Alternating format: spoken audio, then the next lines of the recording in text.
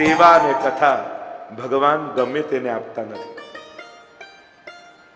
ભગવાન ભલે મળી જાય પણ ભગવાનની સેવા મળવી એ તો બહુ દુર્લભ છે. એટલે હું તો ઘણી વાર કહું, ભાગ્યશાળીને ભગવાન મળે પણ સૌભાગ્યશાળીને સેવા મળતી હોય છે. જેના જેના ઘરે ઠાકોરજી બિરાજે છે ને એને હું અહીંયા આચાર્ય પીઠ પરથી વંદન કરું છું કે તમે ભાગ્યશાળી છો, તમારા ઘરમાં ઠાકોરજી છે. તમે સૌભાગ્યશાળી છો કે તમારું ઘર બ્રજ બનાવી ઠાકોરજી તમારા ઘર સુધી પધાર્યા છે. તમારા પર મહાપ્રભુજીની કૃપા છે, આશીર્વાદ છે અને એટલે ઠાકોરજી ઘરે બિરાજે છે. આ નાની સુની વાત નથી વૈષ્ણવ, બહુ મોટી વાત છે. કહ્યું આ કથા શ્રવણની વિધિ તો સનત કુમારોએ નારદજીને સંભળાવી હતી. ફરી પ્રશ્ન કહ્યો કે સનત કુમારો પણ સતત પરિભ્રમણ કરે, નારદજી પણ સતત પરિભ્રમણ કરે, તો આ બંને મળ્યા ક્યાં? કથા કહેતા સુધરી કહેવા લાગ્યા, એકદા હિ વિશાલાયામ ચત્વાર ઋષયો મલાહા સત્સંગાર્થ સમાયાતા દદ્રશુસ્તત્ર નારદમ. બદ્રી વિશાળ ક્ષેત્રમાં એકવાર સનત કુમારો ભેગા થયા સત્સંગ માટે. સત્સંગાર્થ સમાયાતા. 4 ધામ આપણે ત્યાં પ્રસિદ્ધ છે. ઉત્તરમાં બદ્રીનાથ, પૂર્વમાં જગન્નાથ, પશ્ચિમમાં દ્વારિકાનાથ અને દક્ષિણમાં શ્રી રંગનાથ. શ્રી રંગજી એ 4થું ધામ કહેવાય. બાલાજી આદિ બધા ભગવત ધામો છે પણ 4થા ધામમાં શ્રી રંગનાથ આવે છે. અને 5મું ધામ જે ભારતના હૃદયમાં બિરાજે છે, બોલો ગોવર્ધનનાથ. અને ગર્ગ સંહિતા એમ કહે આ 5મા ધામમાં ન જાઓ ત્યાં સુધી 4 ધામની યાત્રા અધૂરી કહેવાય. અહીંયા સત્સંગ માટે એકત્રિત થયા. નારદજીને જતા જોયા. સંત ચિંતનમાં હોય તો સમજમાં આવે. નારદજીના મુખમાં ચિંતા દેખાય. રોક્યા. આમ ઉતાવળા ઉતાવળા ક્યાં જાઓ છો નારદજી? ક્યાંથી આવી રહ્યા છો? નારદજી પોતાનો વૃત્તાંત કહેવા લાગ્યા. અહમ તો પૃથ્વીમ યાતો જ્ઞાત્વા સર્વોત્તમામિતિ પુષ્કરમ ચ પ્રયાગમ ચ काशीम गोदावरीम तथा. नारद जी कहने लगे, इस पृथ्वी को सर्वोत्तम जानकर मैं यहां યાત્રા करने आया. પણ જેટલા યાત્રાના સ્થળો ગણાવ્યા એ બધા તો ભારતમાં જ છે. એટલે પુરાણોમાં ક્યાંક ક્યાંક પૃથ્વી શબ્દ ભારત માટે વપરાયો છે. મહાપ્રભુજી માટે પણ આપણે કહીએ છીએ ને, મહાપ્રભુજી 3 વાર પૃથ્વી પરિક્રમા કરી. તો મહાપ્રભુજી ભારતની બહાર નથી પધાર્યા, ત્યાં હરિયાણા સુધી પધાર્યા, કુરુક્ષેત્ર. પણ સરસ્વતી નદી ત્યાંથી વહે અને મહાપ્રભુજી સરસ્વતી નદીનું ઉલ્લંઘન નથી કરતા એટલે ત્યાંથી પાછા વળી ગયા. પણ ભારતની બહાર નથી પધાર્યા. એટલે પૃથ્વી શબ્દ પુરાણોમાં ભારત માટે વપરાયો છે. તીર્થોના નામ ગણાવ્યા, બધે જ હું ગયો પણ ક્યાંય મને શાંતિનો અનુભવ ન થયો. કારણ કે જે તીર્થમાં વ્યક્તિ જાય છે અને ઘણીવાર ચિંતા પણ થાય, જે રીતે તીર્થોનું, ભગવત ધામોનું સોશિયલ મીડિયા પર માર્કેટિંગ થાય અને પછી તો એટલા બધા લોકો જવા લાગે. જો દુનિયામાં ફરવા જવાની ઘણી બધી જગ્યાઓ છે. તીર્થમાં જેને જવું હોય એને તીર્થ બુદ્ધિથી જ જવું. બાકી ફરવાની ઘણી જગ્યાઓ છે અને ખાલી ફરવા વાળા લોકો એટલી ભીડ કરી દે કે જેને ખરેખર આત્મોદ્ધાર કરવો છે તીર્થમાં જઈને એને તો મોકા જ ન મળે, એને તો રૂમ જ ન મળે, એને તો જવાના અવસર જ ન મળે. તો ફરવાની જગ્યા ઘણી છે, સારી સારી જગ્યાઓ છે, ત્યાં જાઓ. તીર્થોમાં જેણે આત્મકલ્યાણ કરવું છે, જેણે પોતાના પાપનો નાશ કરવો છે, જેણે ભગવત પ્રાપ્તિ કરવી છે એણે જ જવું જોઈએ. કારણ કે તીર્થ ભૂમિ એ કોઈ સાધારણ ભૂમિ નથી, એ હરવા ફરવાની જગ્યા નથી. એ પાપ મુક્તિના સ્થાનો છે જ્યાં ભગવાનનો અખંડ નિવાસ છે. અને ભગવાનના ધામમાં જ્યારે જાઓ ત્યારે બહુ વિવેક બુદ્ધિથી જવું. શાસ્ત્ર તો એમ કહે, બીજી જગ્યાએ કરેલા પાપ તીર્થોમાં જવાથી નાશ પામે, પણ તીર્થોમાં કરેલા પાપ ક્યારેય મટતા નથી. વજ્રલેપમ ભવતિ, વજ્રલેપ થઈ જાય. ઘણી બધી વસ્તુઓનું એમ થાય બહુ માર્કેટિંગ ન થાય તો સારું. કારણ કે જે ખરેખર એના અધિકારી છે એ લોકો એનાથી વંચિત રહી જાય. ઘણી વાર લોકો ગાયના દૂધનું પણ એટલું બધું માર્કેટિંગ કરી દે અને બહુ જો માંગ વધી જશે ને તો લોકો ગાય પર અત્યાચાર કરવા લાગશે. એટલે અમુક વસ્તુ ઓર્ગેનિક ઢંગથી આગળ વધે ને, કુદરતી ઢંગથી આગળ વધે ને એ જ સારું છે. અમુક વસ્તુનો અતિશય પ્રચાર એના નાશનું કારણ બની જાય. વ્રજનો તમે ઘણીવાર બહુ જ પ્રચાર લોકો કરી દે છે, તો એટલા બધા લોકો જાય અને પૂનમ જાય ને એકમ આવે ને ત્યારે વ્રજ જોવા જેવું હોય, કચરાનો ઢગલો બની ગયો. અમુક સ્થાનો અમુક કારણો માટે જ એને સંગ્રહિત કરીને રાખો, એમ મારું માનવું એમ છે. અને જ્યારે અતિશય ઉપયોગ કોઈ વસ્તુનો કરવા લાગો છો અને તમને એનો ભગવત ભાવ પણ નથી, ત્યારે તમે ક્યાંક એ તીર્થ, એ ભગવત ધામો, એ પવિત્ર વ્યક્તિ આ વસ્તુનો નાશ કરી ના હોય. એટલા માટે કારણ કે દરેકની એક કેપેસિટી હોય છે. વર્ષમાં 10 વાર વ્રજમાં જતા હો તો નક્કી કરજો કે પૂજન એક જ વાર કરીશ, બાકી 9 વાર ત્યાં બેસીને પાઠ કરીશ. કારણ કે જે રીતે સંખ્યા જઈ રહી છે, હવે તો તીર્થની ચિંતા. પહેલા એમ ચિંતા થતી કે આ તીર્થમાં ક્યારે જશે, અને હવે ચિંતા થાય છે તીર્થની કે હવે તીર્થમાં ના આવે તો સારું. એટલે જે દશા આપણે કરી દે કોઈ પણ વસ્તુનો અતિશય પ્રચાર, કુંભમાં 4 કરોડ 5 કરોડ જાય તો બરાબર છે, પણ બધા હિન્દુ જાગૃત થઈને બધા જવા લાગશે તો કુંભનું થશે શું? વિચાર કરો, એ જો 15 કરોડ થઈ જાય તો વ્યવસ્થા કેમ કરવી? અમુક કાર્યો, અમુક ધામો, અમુક ક્રિયાઓ એ એને માનનારા લોકો કરે ને એ જ સારું. જેને પૂર્ણ નિષ્ઠા હોય. તમને દેવ દાનવના યુદ્ધની કથા ઉપર વિશ્વાસ છે, તમને અમૃત ઉપર વિશ્વાસ છે, તમને ભગવાન ઉપર વિશ્વાસ છે, તમને ભાગવત ઉપર વિશ્વાસ છે, તમને એ કથા પર વિશ્વાસ છે કે અમૃત છલકાયું હતું અને આ સમયમાં અમૃત હોય છે, કે બધા રીલ બનાવવા જાય છે તો લાવ આપણે બનાવી આવીએ, બધા ફોટા પડાવવા જાય તો આપણે જઈ આવીએ, લાવ ને જઈને જોઈએ તો ખરા કેમ બધું ચાલે છે. એ કુંભ પૂરો થાય ને પછી જઈને જોઈ લેજો. કહેવાનો મારો અર્થ, ઘણીવાર ચિંતા થઈ જાય આપણને કે આ તીર્થોનું થશે શું, આ પવિત્ર સ્થાનોનું થશે શું. જાગૃતિનો અર્થ ઉપયોગ ક્યારે થતો નથી. આપણે જયારે કોઈ વસ્તુનો ઉપયોગ કરવા લાગીએ, જવા લાગીએ, એમ નહીં માનો કે બધા જાગૃત થઈ ગયા. જાગૃતિનો અર્થ વિવેક થાય છે કે હમણાં ન જવું એ સેવા છે કે જવું એ સેવા છે, હમણાં દૂધ ચડાવવું એ સેવા છે કે ન ચડાવવું એ સેવા છે. સામર્થ્ય સમાજનું વધે ને ત્યારે વિવેકની વધારે જરૂર પડે. આપણે બધા 100 લીટર ચડાવી શકીએ એમ છે, પણ બધા 100 લીટર ચડાવવા જઈશું તો ગાયનું શું થશે એની તો ચિંતા કરવી પડે કે નહીં.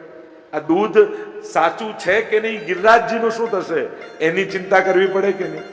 એટલે હવેનો સમય એ વિવેકનો સમય છે. પ્રથાઓ અને વિધિઓને નિભાવો, પણ એક કટોરી દૂધ ચડાવવાથી પણ ગિરિરાજજી એટલા જ પ્રસન્ન થાય છે જેટલું 100 લીટર ચડાવવાથી થાય છે. દૂધ ચડાવવાનો કોઈ વિરોધ નથી, ચડાવવું જ જોઈએ, આપણી પ્રથા છે, આપણો વિવેક છે, પણ ક્યારે કેટલું કરવું એ વિવેકનું નામ પણ સેવા છે. એટલે હવે સમાજની જાગૃતિનો સમય છે કે યમુનાજીનું પૂજન તો કરીએ, કંકુ અક્ષત રોળી બધું ચડાવીએ અને પ્લાસ્ટિકની થેલી પણ જય જમને મૈયા કી.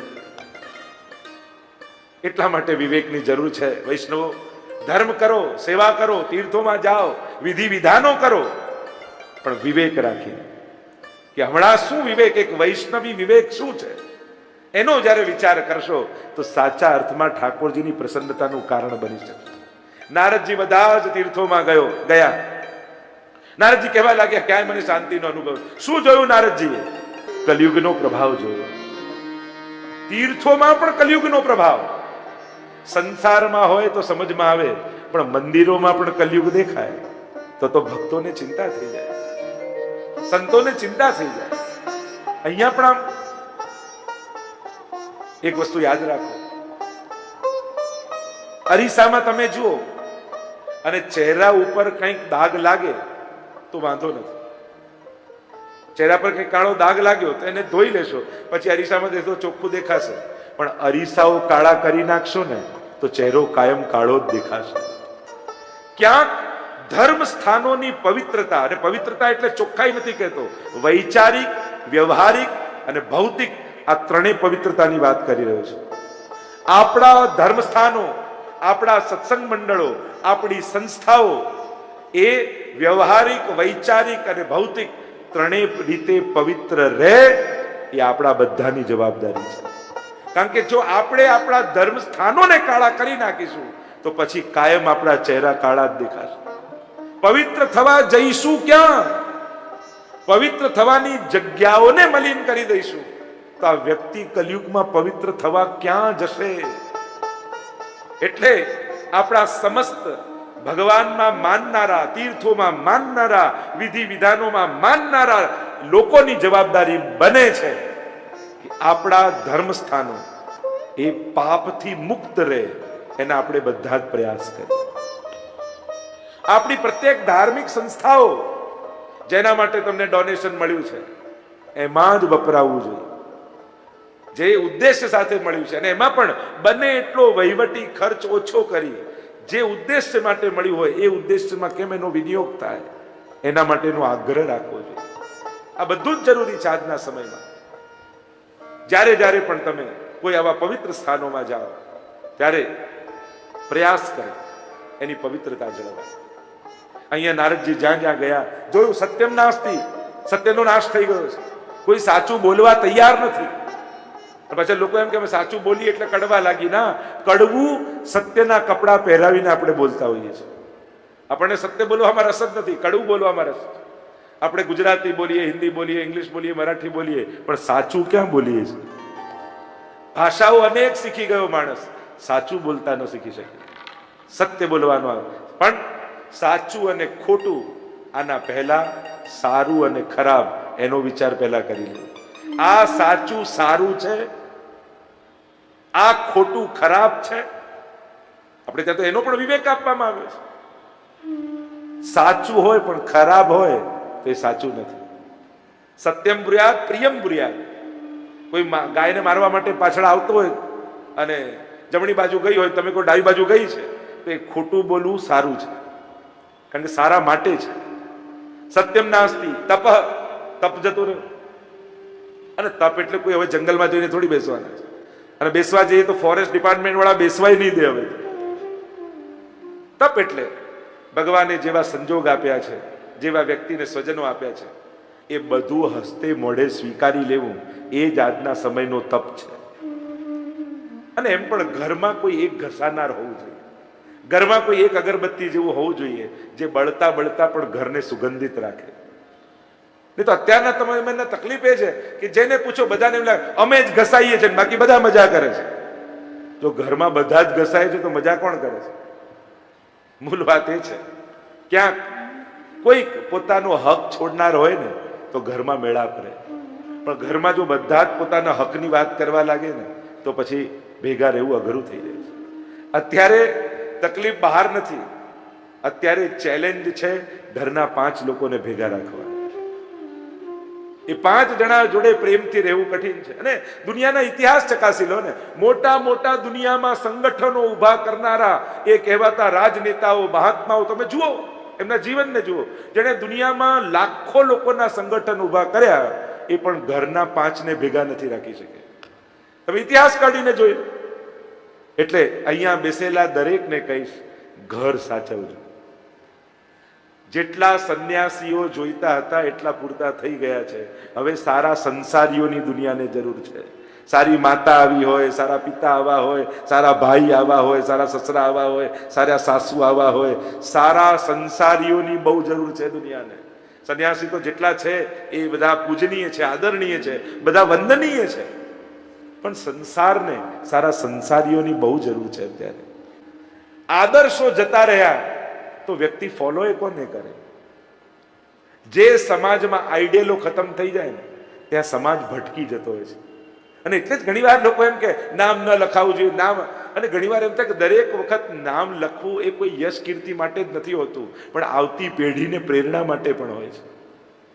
આપણે જ્યારે ક્યાંક હવેલીમાં કોઈ જગ્યાએ હોસ્પિટલમાં જ્યારે જોઈએ તો એક પ્રેરણા મળે. જો આ વ્યક્તિ હોસ્પિટલ બાંધી, આ વ્યક્તિ અનાથાલય બાંધ્યું, આ વ્યક્તિ હવેલી બાંધી, તો આવતી પેઢીને પ્રેરણા મળે આપણે પણ ક્યારેક આ કરીશું. પણ જ્યારે પ્રેરણાઓ જ ખતમ થઈ જાય સમાજમાં પછી સમાજ ફોલો એ કોને કરે? લોકસ તદનુ વર્તતે. ગીતાજીમાં તો ભગવાન કહે લોકો ફોલો કરનારા છે. એટલે દરેક વખતે નામ એ કોઈ યશ કીર્તિ માટે નથી હોતું, આવતી પેઢીને પ્રેરણા આપવા માટે હોય છે. અને આવી પ્રેરણાઓ લખાવવી જોઈએ, સમાજમાં લખવી જોઈએ. કારણ કે એ ઘણી પ્રતિમાઓ, એ પ્રતિમાઓ નથી હોતી, એ પ્રતિભાઓ હોય છે જે સમાજને પ્રેરણાઓ આપતી હોય છે. એટલે એવી પ્રતિભાઓની પ્રતિમાઓ હોવી જોઈએ કે જે સમાજને પ્રેરિત કરતી રહે. સર્વત્ર પરિભ્રમણ કરતા નારદજી જોવા લાગ્યા, કલયુગનો પ્રભાવ જોયો, અને જ્યારે પ્રભાવ જોયો એમ થયું કે આમાંથી બચવું કેમ. પરિભ્રમણ કરતા કરતા નારદજી કહેવા લાગ્યા સનતકુમારોને કે હું વૃંદાવનમાં આવ્યો. વૃંદાવનમાં યમુનાજીના તટ પરથી હું જઈ રહ્યો હતો, એટલામાં પાછળથી અવાજ સંભળાયો, ભો ભો સાધો ક્ષણમ તિષ્ઠ મત ચિંતામપી નાશય, મહાત્મન ક્ષણવાર કે લીએ ખડે રહ જાઈએ. વળીને જોયું, આશ્ચર્ય, એક યુવાન સ્ત્રી, એના ખોળામાં બે વૃદ્ધ પુરુષો સૂતા છે. ઘણી સ્ત્રીઓ પંખો કરી રહી છે, ચમલ ઢારી રહી છે, સેવા કરી રહી છે. આશ્ચર્ય થયું, આ સ્ત્રી કોણ, આ બંને પુરુષો કોણ? પૂછું, કોણ છે તું? સ્ત્રી કહેવા લાગી, અહમ ભક્તિ, હું ભક્તિ છું. આ બંને વૃદ્ધ પુરુષો બીજા કોઈ નથી, મારા જ બંને પુત્ર જ્ઞાન અને વૈરાગ્ય છે. કાલ યોગેન જર્જરો ઉત્પન્ના દવિડે સાહમ વૃદ્ધિમ કર્ણાટકે ગતા ક્વચિત ક્વચિત મહારાષ્ટ્રે ગુર્જરે જીર્ણતામ ગતા. કહ્યું, કાલ યોગથી આમ બન્યું. સંસારમાં જોવા જાવ તો માં ગરડી હોય, પુત્રો યુવાન હોય, અહીંયા તો ઊંધું બન્યું. ઉત્પન્ન થઈ દ્રવિડ દેશમાં, કર્ણાટકમાં વૃદ્ધિ પામી, મહારાષ્ટ્રમાં પૂજાઈ, ગુજરાતમાં આવીને હું ગરડી થઈ ગઈ.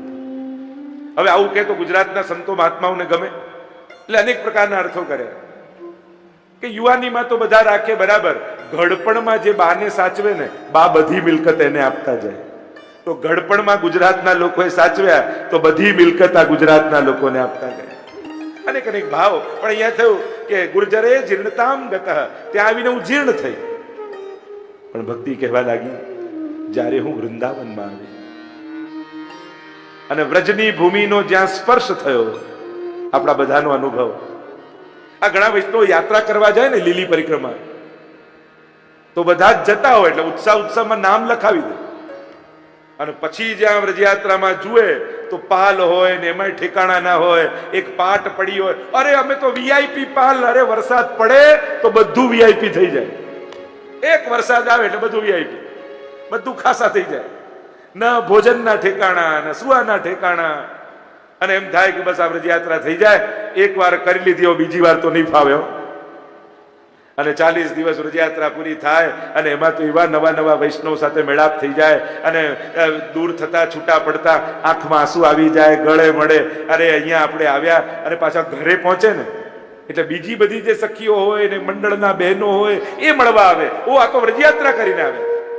અને મળવા આવે, બપોરના સમય બેઠા હોય અને વ્રજયાત્રાની વાત કરતા કરતા એમ કે, અરે ત્યાં તો સવારે 3 વાગે જાગી જતા અને ચાલીને જઈએ, ભોજનના ઠેકાણા ન હોય, બધી બેઠકજીમાં બધે જારી ચરસ્પશ કરીએ, અને એવો આનંદ આવે, ઠાકોરજી કૃપા કરે ને તો ફરી એકવાર યાત્રા કરવા જવું છે.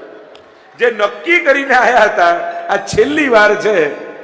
પણ એનો વિચાર કરતા કરતા એવો ભાવ આવે, પ્રભુ કૃપા, આ વ્રજનું આકર્ષણ છે. એટલે તો કહ્યું, મુક્તિ કહે ગોપાલ સો મેરી મુક્તિ બતાય, અને વ્રજરજ ઉડી મસ્તક લગે તો મુક્તિ મુક્ત થઈ જાય. આ વ્રજનો પ્રભાવ સ્પર્શ થતા જ ભક્તિ મહારાણી યુવાન બનીને નૃત્ય કરવા લાગે છે. કહ્યું કે જ્યાં વૃંદાવનમાં આવ્યો અને સ્પર્શ થતા જ ભક્તિ મહારાણી નૃત્ય કરવા લાગ્યા. વૃંદાવનનો પ્રભાવ. હું તો યુવાન થઈ, મારા બંને પુત્રો વૃદ્ધ થઈ ગયા. એટલે કે ભક્તિ મહારાણી પણ જ્ઞાન અને વૈરાગ્ય વગર પ્રસન્ન નથી. નારદજી, આપ કોઈ ઉપાય શોધો.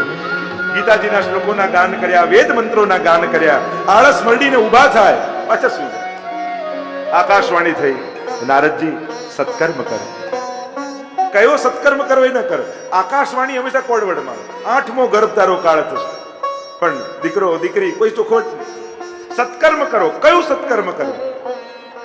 વચન આપ્યું ભક્તિ મહારાણીને, તારા દુઃખનું નિવારણ કરીશ. શોધતા શોધતા ચાલ્યા નારદજી. પરિભ્રમણ કરતા કરતા બદ્રી વિશાળમાં આવ્યા. ત્યાં સનતકુમારો ને આ બધું વૃત્તાંત સંભળાવ્યું. સનતકુમારો કહેવા લાગ્યા, નારદજી અમારી પાસે ઉપાય છે, જલ્દી કહો, શું ઉપાય?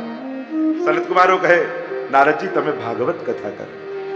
ભાગવતનો એ પ્રભાવ છે, ભક્તિ મારાની યુવાન થઈ જશે, જ્ઞાન વૈરાગ્ય યુવાન બની જશે.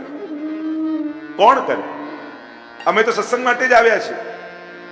કોઈ બોલનારું મળે તો સાંભળવા બેસી જઈએ, કોઈ સાંભળનારું મળે તો ગાવા બેસી જઈએ. અમારે તો મતલબ સત્સંગથી છે. કોણ બોલે ને કોણ સાંભળે એનાથી અમારે ક્યાં મતલબ છે?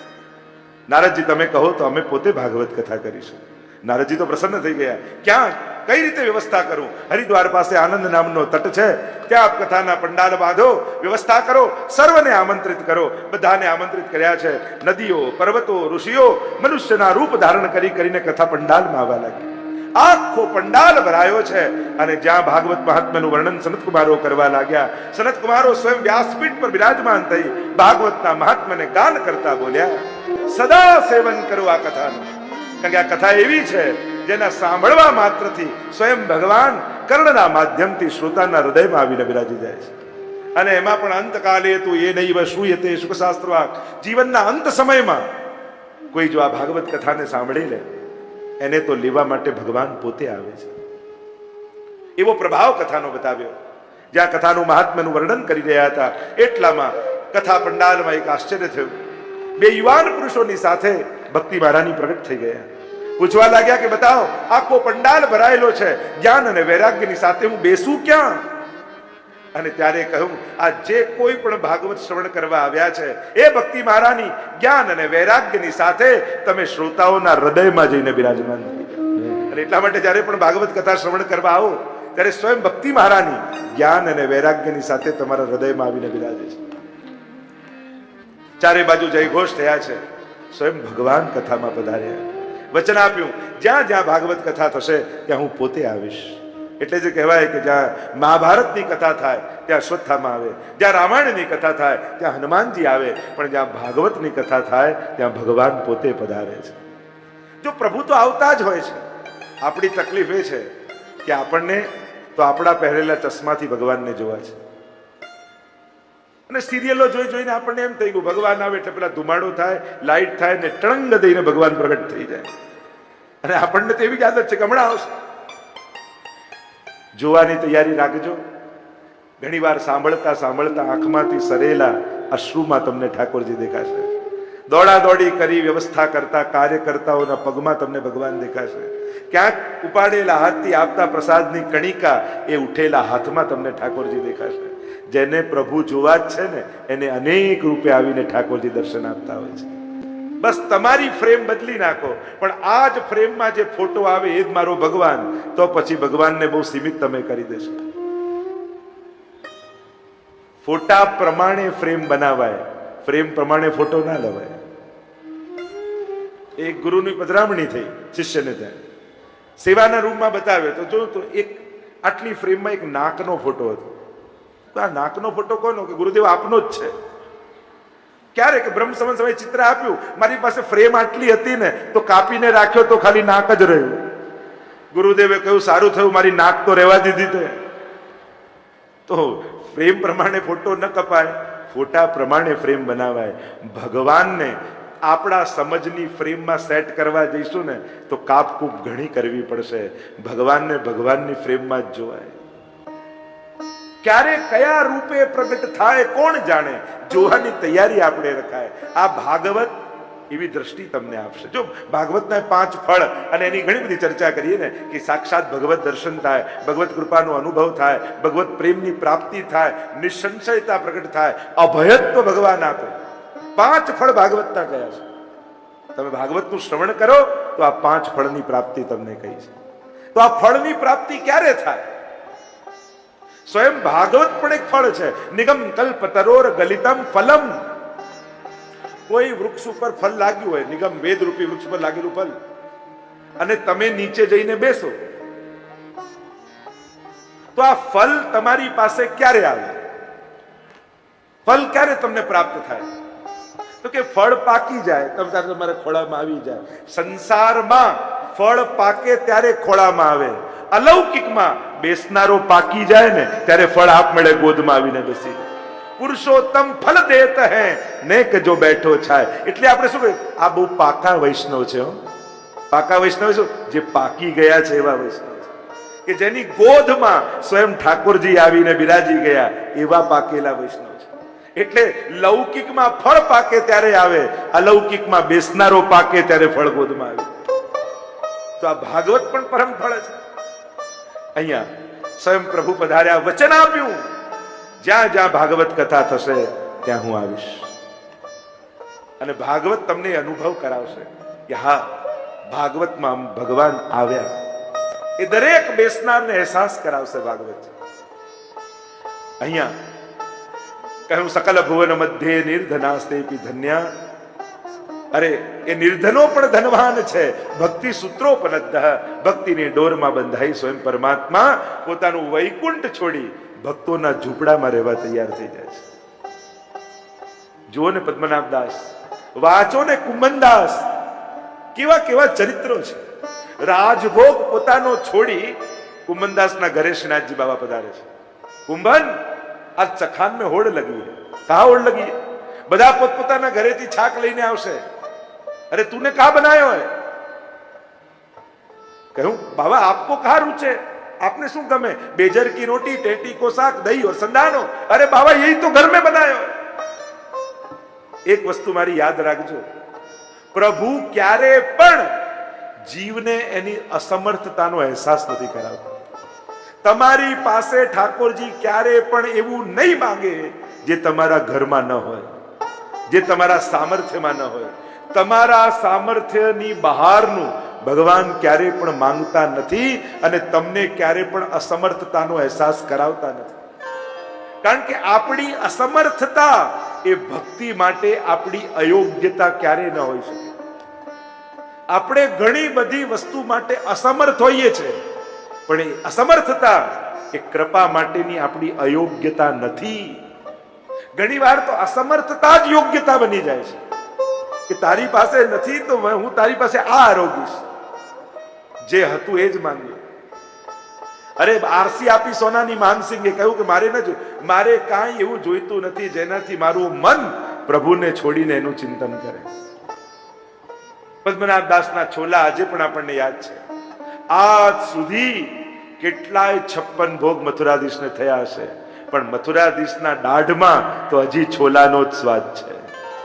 એ બધા 56 ભોગો ભૂલાઈ ગયા છે, પણ જ્યારે પદ્મનાભ દાસ અને મથુરાધીશની વાર્તા યા એમનું નામ બોલાય ત્યારે વાત તો છોલાની જ નીકળે છે. એ 56 ભોગ વિસરાઈ જાય, છોલે યાદ રહી જાય. એનો અર્થ એ નથી થતો કે 56 ભોગ ગૌણ છે. 56 ભોગની પણ એની મહત્તા છે, પણ પ્રભુ ભક્તોને એની અસમર્થતા યાદ અપાવતા નથી. એટલે ક્યારે પણ કોઈ પણ વસ્તુનો અભાવ તમારા ઘરે હોય, જીવનમાં હોય, તો ક્યારે પણ મનમાં કચવાટ ન કરતા. કારણ કે પ્રભુ તમારી વ્યવસ્થા માટે નથી આવ્યા, તમારી યોગ્યતા અને સાધનો માટે નથી આવ્યા. પ્રભુ આવ્યા છે તમારા માટે. વૈકુંઠમાં એને કોઈ કમી નહોતી, છતાંય બધું સુખ છોડી તમારા ઘરે કેમ રહેવા તૈયાર થયા? કારણ કે વૈકુંઠમાં તમે નહોતા અને પ્રભુને તમારા હાથની સેવા લેવી હતી. એટલે વૈકુંઠ છોડીને પણ 2 BHK માં આવીને 2x2 ના ખાનામાં રહેવા તૈયાર થઈ ગયા. આ પ્રભુની કૃપા.